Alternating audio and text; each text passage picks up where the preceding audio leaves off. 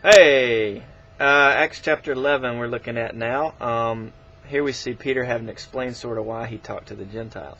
And so in Acts chapter 11 he actually goes back through his discussion.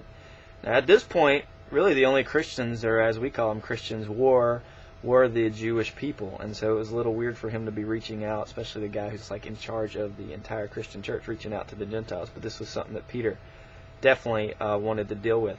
Now, before we talked about the kosher meal and sort of like they were only eating certain things, the other issue was this circumcised versus uncircumcised, which we'll see Paul get really mad about as we keep reading through the New Testament this summer.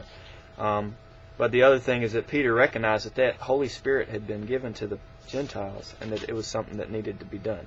Now, what's also cool about this is the martyr Stephen, because of him being killed, people ran all over the place and were very scared, and because of that sort of fear initially, they actually were starting to reach out, because they got scattered, they were actually starting to reach out to Greeks, which were the Gentiles, as well as the Jews. And so this movement of the church was actually growing.